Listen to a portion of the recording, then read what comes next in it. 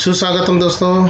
बाल राम कथा अंतर्गत चित्रकूट में भरत अध्याय 5 का अध्ययन हम आज करेंगे। मैं संजय शिंदे आप सभी का स्वागत करता हूँ। चित्रकूट में भरत अध्याय 5। भरत कैकय राज्य में थे अपने ननिहाल में। तो अभी तक हमने देखा था कि किस प्रकार से 2 वरदान मांगकर कैकई ने मंथरा के भड़काने पर ये सारा काम किया और राम को 14 वर्ष के वनवास के लिए भेज दिया और भरत के लिए राज्य मांग लिया। और इस दरम्यान दशरथ की भी मृत्यु हो गई। राम के बिछोह में उसके दुख के कारण दशरथ की मृत्यु हो गई है। तो चलिए आगे बढ़ते हैं। तो यहाँ नैनीहाल में अर्थात अपने नाना के घर भरत रुके हुए हैं और वहाँ पर फिर जो है किस प्रकार की घटनाएं होती है उसकी जानकारी अब यहाँ देखेंगे हम इस अध्याय में अपने नैनीहाल में। अयोध्या की घटनाओं से सर्वथा अनभिज्ञ अर्थात जिसको जानकारी नहीं है क्या घटना घटित हुई है, जिसको जानकारी इस प्रकार की नहीं है वो अनभिज्ञ है। लेकिन वे चिंतित थे। उन्होंने एक सपना देखा था उस पर उसका अर्थ पूरी तरह नहीं समझ पा रहे थे। संगी साथियों के साथ बातचीत में उन्होंने कहा, मैं नहीं जानता कि उसका अर्थ क्या है, पर सपने से मुझे डर लगने लगा है। मैंने देखा कि समुद्र सूख गया, चंद्रमा धरती पर गिर पड़े, वृक्ष सूख गए, एक राक्षसी पिता को खींच कर ले जा रही है, वे रथ पर बैठे हैं, रथ गधे खींच रहे हैं। तो थोड़ा सा विचित्र सा बिना किसी तालमेल का सपना उन्होंने देखा था, जिसकी चर्चा वो अपने संगी साथियों के साथ कर रहे थे। जिस समय भरत मित्रों को अपना सपना सुना रहे थे, ठीक उसी समय अयोध्या से घुड़सवार दूत वहां पहुंचे। घुड़सवारों ने छोटा रास्ता चुना था जल्दी पहुंचने के लिए। भरत को संदेश मिला, वे तत्काल अयोध्या जाने के लिए तैयार हो गए। ननिहाल में भरत का मन नहीं लग रहा था, उचट गया था। मन उचट गया था अर्थात मन न लगना, उदास रहना। तो ये मुहावरा है, मन उचटना, जिसका अर्थ है उदास रहना। तो इस प्रकार से यहाँ पर जब संदेश मिला तो वे भी खुश हो गए, चलो जल्दी अयोध्या पहुँच जाए। इस खुशी में वे तुरंत निकलने के लिए तैयार हो गए। हालांकि उनको ये नहीं बताया गया कि उनके पिता की मृत्यु हो चुकी है, दशरथ की मृत्यु हो चुकी है। वे अयोध्या पहुँचने को उतावले थे। कैकय राज ने भरत को विदा किया। 100 रथों और सेना के साथ 100 रथ और सेना भेज दी उन्होंने। अब घुड़सवार तो जो थे, दूत जो थे, वो छोटे रास्ते से आ गए थे, लेकिन अब यहाँ 100 सैन्य रथ और सेना के साथ जब भरत जा रहे हैं तो छोटे रास्ते से जाना संभव नहीं था।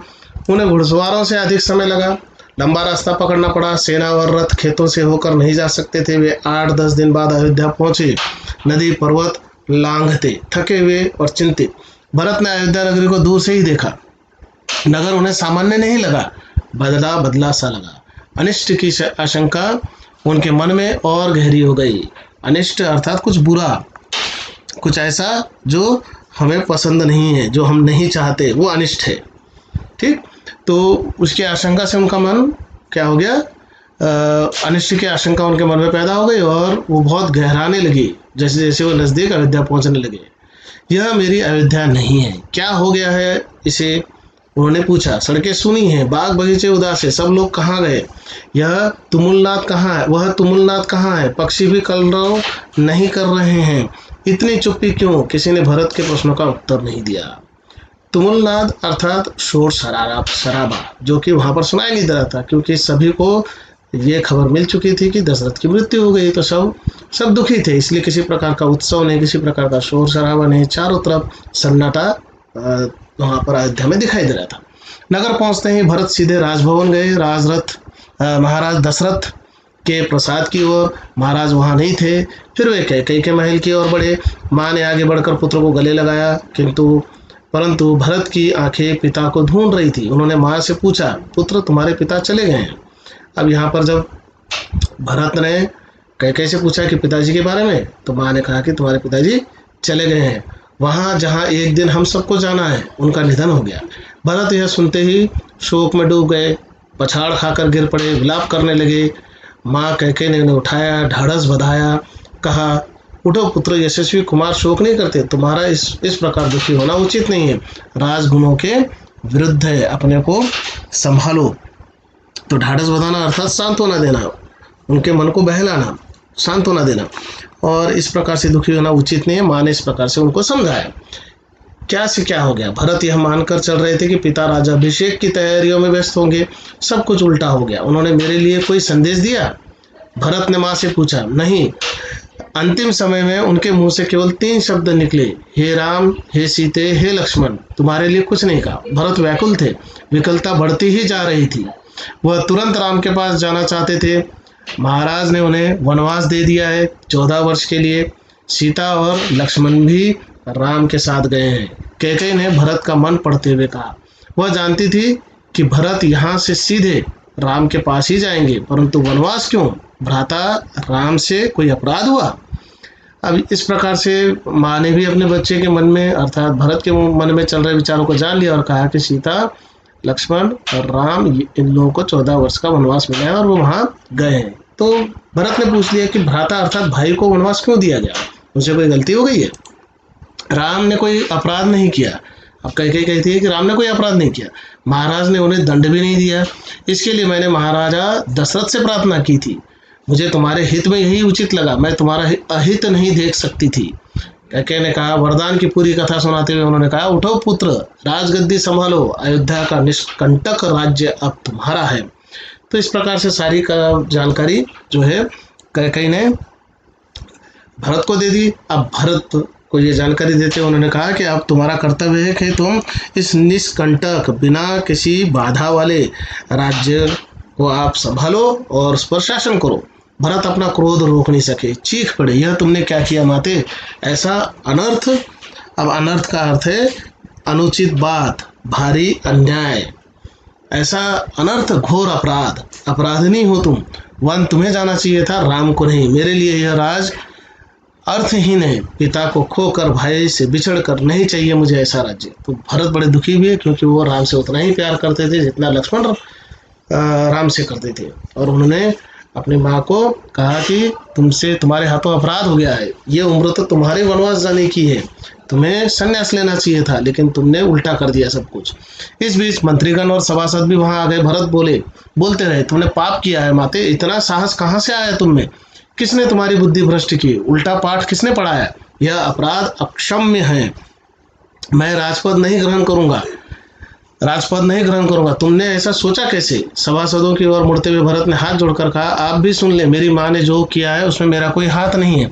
मैं राम की सौगंध खाकर कहता हूँ, मैं राम के पास जाऊंगा, उन्हें मना कर लाऊंगा, प्रार्थना करूंगा कि वे गद्दी संभाले, मैं दास बनकर रहूंगा। तो इस प्रकार से भरत ने अपने मन की बात कह दी और अपनी माँ को थोड़ा सा कठोर शब्दों में समझा दिया कि तुमसे गलती हुई है। भरत बहुत उत्तेजित हो गए थे, स्वयं पर नियंत्रण नहीं रख सके। बोलते बोलते उनकी सांस उखड़ने लगी, वे चक्कर खाकर धरती पर गिर पड़े। तो इतने ज़्यादा उनको दुख हुआ कि वे बेहोश होकर नीचे गिर पड़े। सुध बुध लौटी तो भरत रानी कौशल्या के महल की ओर चल पड़े। उनसे लिपट कर बच्चे की तरफ बिलख कर रोए, उनके चरणों में गिर पड़े। कौशल्या आहत थी। उन्होंने कहा, पुत्र, तुम्हारी मनोकामना पूरी हुई, तुम जो चाहते थे हो गया। राम अब जंगल में है, अयोध्या का राज तुम्हारा है। मुझे बस एक दुख है कि कैकेयी ने राज लेने का जो तरीका अपनाया वह अनुचित था, निर्मम था। तुम राज करो पुत्र, पर मुझ पर एक दया करो, मुझे मेरे राम के पास भिजवा दो। तो इस प्रकार से जो है कौशल्या को भी लग रहा था कि यह सब भरत के कहने पर, भरत के सुझाव पर ये सब चीज़ें हुई है। तो उन्होंने कहा कि तुम राज करो और मुझे मेरे राम के पास भेज दो। तो इस प्रकार से यह बात यहाँ पर कौशल्या ने कही है। भरत ने रानी कौशल्या से क्षमा मांगी अर्थात माफ़ी मांगी, सफाई दी। रानी कैकेयी के व्यवहार पर ग्लानि व्यक्त की। कहा, राम मेरे प्रिय अग्रज है। अग्रज अर्थात बड़े भाई है और मैं उनका अहित सोच भी नहीं सकता, मैं निरपराध हूँ। कौशल्या ने भरत को क्षमा कर दिया, उन्हें गले से लगा लिया। भरत सारी रात फूट फूट कर रोते रहे। इस प्रकार कौशल्या के मन में जो विचार थे उनको बुरे विचारों को भरत ने हटा दिया और फूट फूट कर रोते हुए रात भर वहीं रुके रहे।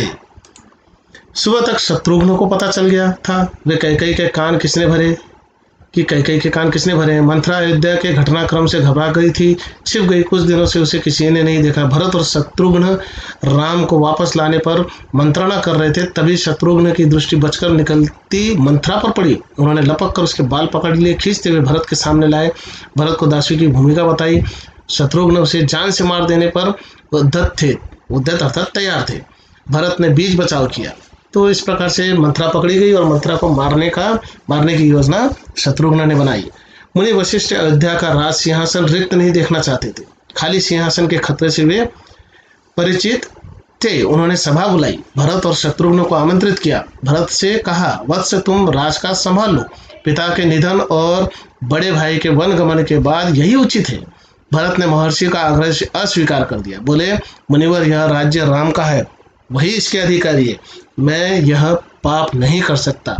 हम सब वन जाएंगे और राम को वापस लाएंगे। तो यहाँ पर जो है मंथरा को माफ कर दिया गया और आगे जो है मुनि वशिष्ठ जो है उनके सूचना पर राजकाज संभालने के लिए भरत को मनाने का प्रयास किया गया, लेकिन भरत माने नहीं। उन्होंने कहा, जब तक राम वापस नहीं आ जाते तब तक मैं शांत नहीं बैठूंगा। और दोनों वन की ओर निकलने के लिए तैयार हुए। वन जाने के लिए सभी तैयार थे। भरत ने सबके मन की बात कही थी। सबकी इच्छा थी कि भरत अयोध्या लौट आए। अगली सुबह भरत सभी मंत्रियों और सभासदों के साथ वन के लिए चले। गुरु वशिष्ठ साथ थे, नगरवासी भी थे। अयोध्या की चतुरंगिनी सेना तो थी ही। अब यहाँ चतुरंगिनी सेना जो है, इसके साथ जो है भरत चल पड़े हैं। तो चतुरंगिनी जो सेना होती है, इसमें ऐसी सेना होती है जिसमें घुड़सवार, हाथी, रथ और पैदल, इस प्रकार के चारों प्रकार की सेना इकट्ठा चलती है, वो चतुरंगिनी सेना होती है।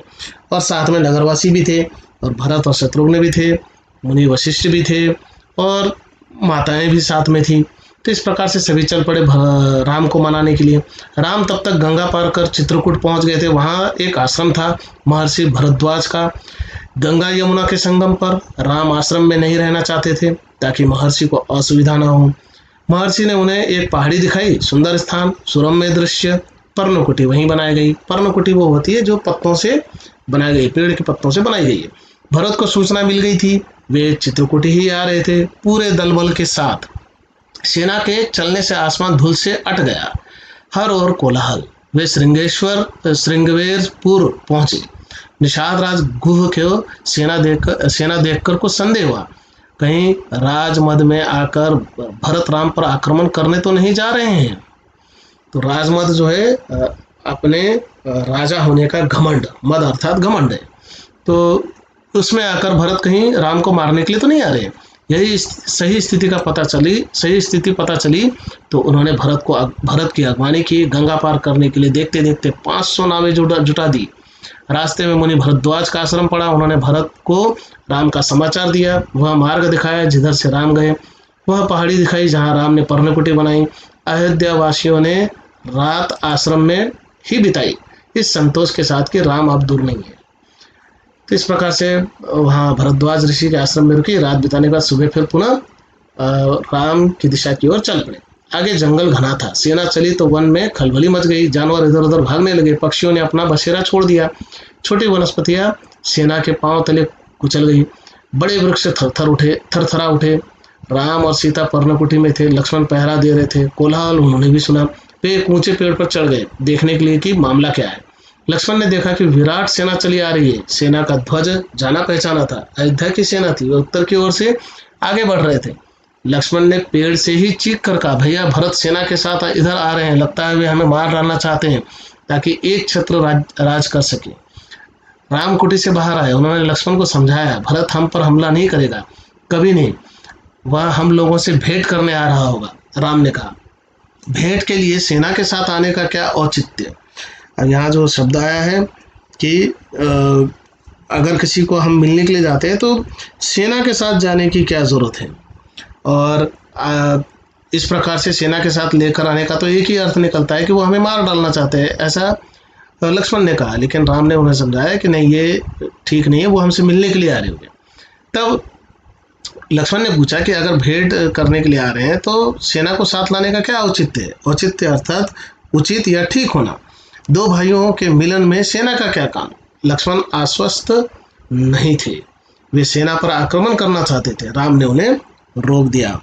तो इस प्रकार से यहाँ जो है ये ठीक नहीं लगा उन्हें और वो उन पर आक्रमण करना चाहते थे, भरत और शत्रुघ्न पर, उनकी सेना पर, तो राम ने उन्हें रोक दिया। वीर पुरुष धैर्य का साथ कभी नहीं छोड़ते, कुछ समय प्रतीक्षा करो, इस प्रकार का उतावलापन उचित नहीं है। भरत ने सेना पहाड़ी के नीचे रोक दी, नगरवासियों से भी वहीं ठहरने को कहा। कोलाहल थम गया, उसकी जगह पुनः वन की नैसर्गिक शांति ने ले ली। भरत ने पहाड़ी को प्रणाम किया, शत्रुघ्न के साथ लेकर नंगे पांव ऊपर चढ़े। पांव की गति अचानक बढ़ गई, भाई से मिलने की उत्कंठा में, तो अचानक उत्साह जोश उनमें बढ़ गया और वो अपने भाई से मिलना चाहते थे और इसमें सारे दुखों को वो भूल गए और तेजी से ऊपर चढ़ने लगे। पहाड़ी पर दूर से ही उन्हें एक छवि दिखी, वह राम थे, शिला पर बैठे हुए, पास ही सीता और लक्ष्मण बैठे थे। भरत दौड़ पड़े, राम के चरणों में गिर पड़े, उनके मुंह से एक शब्द भी नहीं निकला। शत्रुघ्न ने भी राम की चरण वंदना की, बोले वे भी नहीं। उन्होंने दोनों को उठाकर सीने से लगा लिया, सबकी आंखों में आंसू थे। भरत साहस नहीं जुटा पा रहे थे बड़े भाई को यह सूचना देने का कि पिता दशरथ नहीं रहे। एक दुखद समाचार है भ्राता, तो उन्होंने कहा कि एक दुखद समाचार है आपके लिए। बहुत कठिनाई से उन्होंने कहा, पिता दशरथ नहीं रहे, आपके आने के छठे दिन दुख में प्राण त्याग दिए। राम सन्न रह गए अर्थात ऐसा हो गया कि जैसे उन पर वज्रपात हो गया हो और एकदम स्थिर हो गए, ना वो हिल रहे हैं ना डुल रहे हैं, शोक में डूब गए। राम को पता चला कि भरत के साथ केवल सेना ही नहीं आई है, नगरवासी आए हैं, गुरुजन हैं, माता है, कैकेयी भी है। राम लक्ष्मण पहाड़ी से उतरकर उनसे भेंट करने आए, सबसे स्नेह से मिले। सीता को तपस्विनी के वेश में देखकर माताएं दुखी हुई। राम ने कैकेयी को प्रणाम किया, सहज भाव से कैकेयी मन ही मन पछता रही थी। अगले दिन भरत ने राम से राजग्रहण का आग्रह किया, समझाया, विनती की कि अयोध्या लौट चले।